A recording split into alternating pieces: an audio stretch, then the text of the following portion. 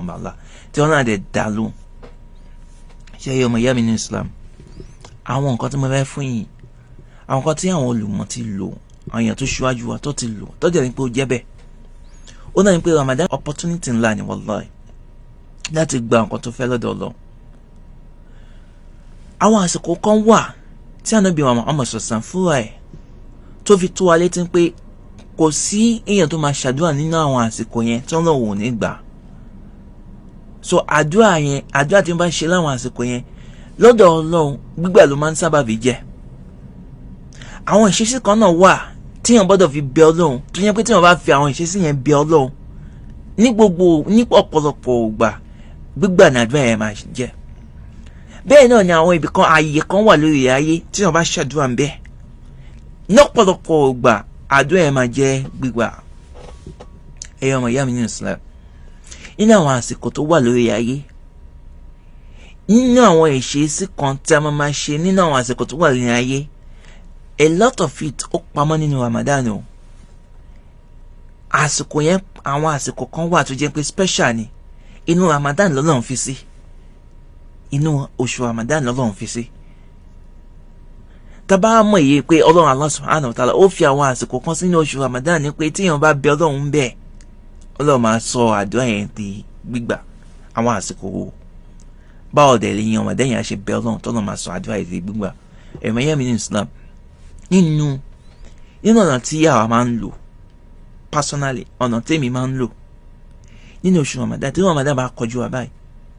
tábà wọ tọ́nà wa kádà nípa máa wọnú Ramadan, àwa wọnú Ramadan àwa ń gbààwẹ̀ lọ. nínú àwọn ọ̀nà tí èmi personally máa ń lò láti fi bẹ Ọlọ́run Allah subhanahu wa ta'ala, ó náà ní àwọn ọ̀nà kan tèmi náà rí kọ́ lọ́dọ̀ àwọn tó jẹ́ pé wọ́n jẹ́ olùmọ̀ nípa ẹ̀sìn Islam. ẹ̀ẹ́bí ni pé kí ní àwọn ọ̀nà náà táwọn náà pé kò sí ní àbá tẹ́ńtẹ́sìn pàdúrà yẹn nígbà ó kéré nímọ̀ ipa àdúrà yẹn máa gbà yẹn ó pọ̀.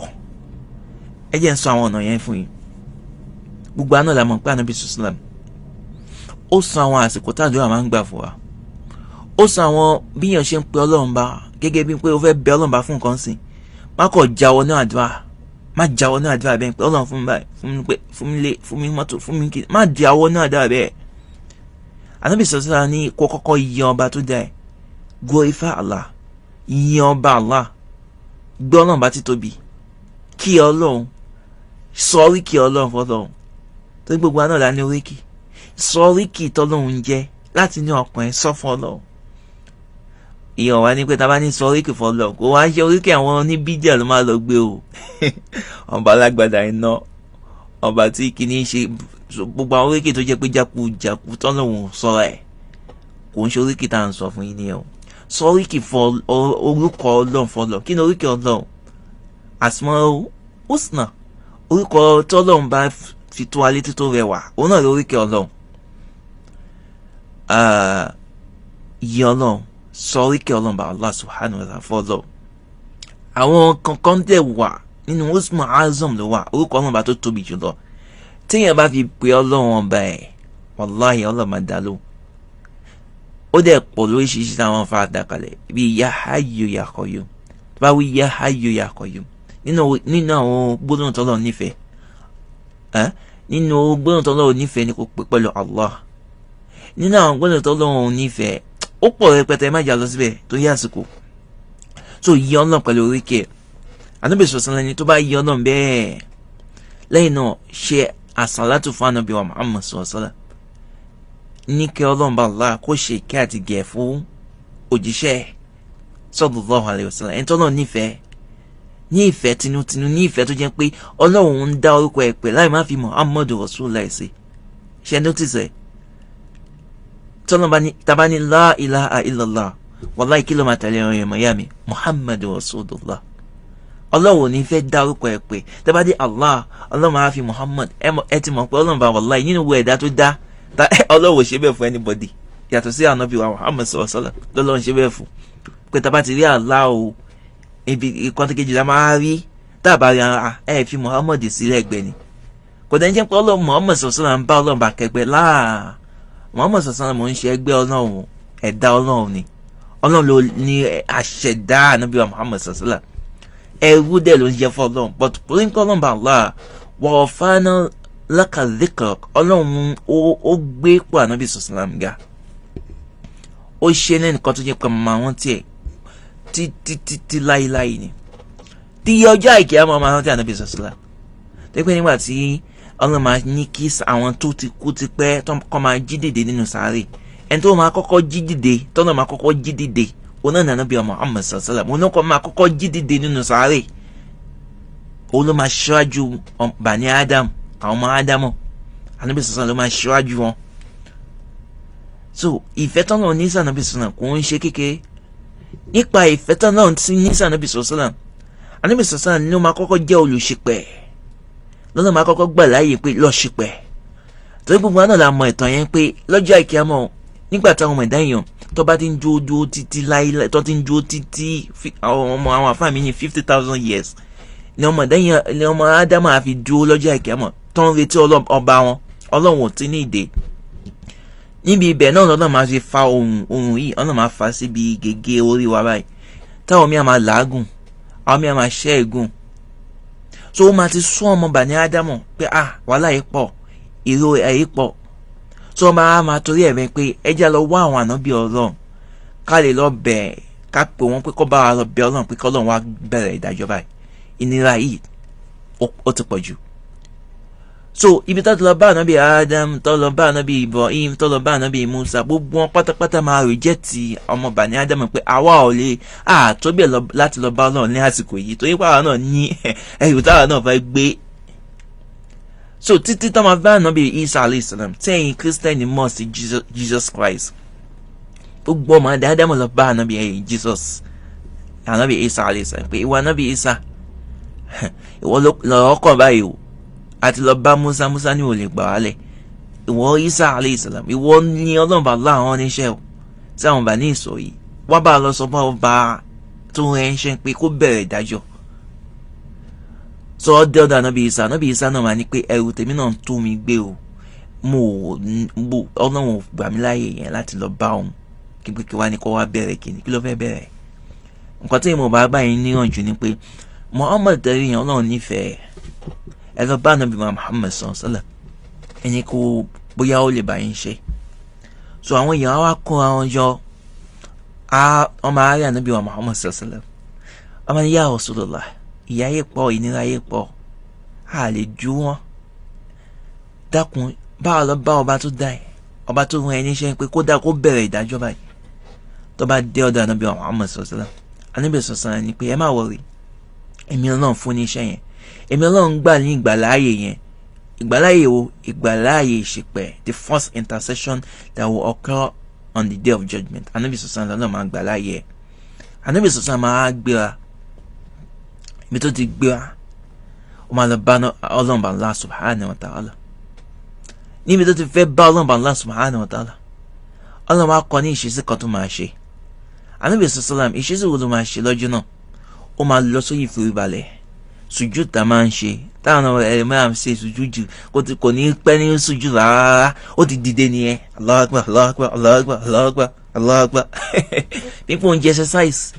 ànábì sallallahu máa wá pẹ́ lóyún ìforíbalẹ̀ ó máa ṣe sùjú máa foríbalẹ̀ fọlọ́run bá lọ́jọ́ yẹn ibi tó ti ń pẹ́ Ọlọ́run máa kọ́ láwọn gbólóhùn kan tí ànábì sallallahu gan ò mọ̀ kò wí rí gbólóhùn yẹn ò jáde lẹ́nu ànábì sallallahu kò dẹ̀ jáde lẹ́nu ẹnikẹ́ni rí níbi ìforíbalẹ̀ ànábì sọ̀sán sí ọlọ́run bá lẹ́kì ọlá a máa wí àwọn gbólóhùn kan tó yẹ pé kò wí rẹ̀ rí ẹnìkan ò wí rẹ̀ rí láti fi lè sọ oríkì ọlọ́run ni mò ń sọ fún pé téèyàn bá fẹ́ gba nǹkan lọ́dọ̀ ọlọ́run kó lọ wá àwọn oríkì ọlọ́run ó máa ti tẹ̀lé gbà so oríkì ọlọ́run ni ànábì sọ̀rọ̀ máa pè ó máa yí ọlọ́run náà máa fi pé ìwọ ẹrú mi kí ló fẹ́ gbójú sókè sọ nǹkan tó fẹ́ kí ló wá ànábì sọ̀sọ̀ nípa àwọn ẹrú mi ni ya ummati àwọn ẹrú mi ni àwọn ẹrú ẹ̀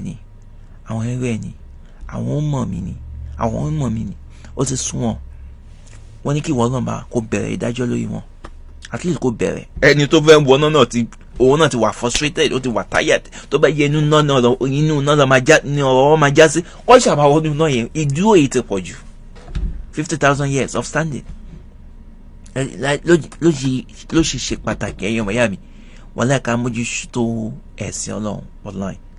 Mo ń ka àwọn article kan lẹ́ni mo ń kà nípa àwọn archaeologists àwọn tó jẹ́ pé wọ́n máa ń study àwọn bodies àwọn tó ti kú tipẹ́tipẹ́. So mo wá rí àwọn pictures wọn àwọn èèyàn tó ti kú láti 12,000 years ago 13,000 years ago. Ìròyìn wa ń sọ pé àwọn èèyàn náà ṣẹ̀ mí táìmì tí wọ́n ṣẹ̀ mí yẹn wọn ò lè mọ̀ pé ẹlẹ́yẹ a máa lọ títí 13,000 years táwọn máa fi wà nínú sàárè wọn ò lè mọ̀. irọ́ ìmì àti yín sìn nígbà tá a bá papòdà tá a kú kò sí nǹkan tó ń sọ fún mi pé tá a bá ti kú báyìí o after 5 years Ọlọ́run máa palẹ̀ ayé rẹ̀ Ọlọ́run máa wá gbé jìdèdè fọlọ́ ìwòsí. How many years tá a máa lò nínú sàárè àmọ́ ọdún mélòó tá a máa lò nínú sàárè àmọ́ bóyá lẹ́gbàá tí èmi àti ń bá kú bóyá after 2 years lọ́nà máa parí rẹ̀ àbí after 50,000 years àwọn generation kan ṣe ń bọ̀ táwọn náà máa lo ìṣẹ́ mi àmọ́ is hidden lóògùn àgbà abọ́dọ̀ mú wa ṣiṣẹ́. Ibi tí mo wà lọ ni àwọn akọ́lọ́jì ni wọ́n ń display àwọn pictures wọn egungun nìkan ló wá kù lára wọn. Ẹ mọ̀ ká ní pé àwọn èèyàn tó ti kú ti pé what do you expect egungun nìkan ló wá bí nǹkan white báyìí ó dẹ̀ ti wà inform ó sì wà inform gbogbo ẹran ara ti jẹrà. Ẹ mọ̀ pé bí èmi àṣírí náà lọ́jọ́ kan náà tọ́nà bá dilé ilé ayé báwa náà máa ṣe rí nìyẹn egungun wa nìkan ló máa kù. Táwọn archaeologists ìgbà yẹn náà bá lọ dìgẹ̀ tó bá rí egungun lágbájá egungun tàmẹ̀tù tó dé gbélé ayé. So ó wà so form ó wá dàbí skeleton skull yẹn ṣì wà ń bẹ́ẹ̀ egungun gbogbo ẹ̀ ti já o bọ̀ ó ṣì wà in form. Àwọn kan wà tó jẹ́ pé ìdí tèmi fi ń kà ní pé wọ́n ṣọ́ àwọn tó jẹ́ pé wọ́n kú together bí ọkọ àti ìyàwó bóyá ọkọ àti ìyàwó ni o bóyá boyfriend àti girlfriend nígbà yẹn. So bóyá ibi tó wá kú sí tó rí wọn sí àbí tó kọ́kọ́ bò wọn mọ́lẹ̀ bẹ́ẹ̀ ṣó wọn pé èmi wọ́n sùn tẹ̀lé àwọn báyìí ni egungun nìkan dẹ̀ ló sùn tẹ̀lé àwọn. máa pẹ́ subhanallah ọba mi tó tóbi àwọn ilé ti kú láti ayédáyé láti ayé tó jẹ́ pé subhanallah lọ́sì wà adam form èmi àti iná máa wà àdá form lọ́jọ́ kan tó yẹ pé kò sẹ́dá kan tó mọ ìgbà tó lọ́ máa pààyè rẹ̀ ní pé ọlọ́run Allah subhanahu wa ta'ala gbogbo nǹkan tí a ń ṣe is recorded. ẹ̀yọ́ ọmọ ìyá mi ní Islam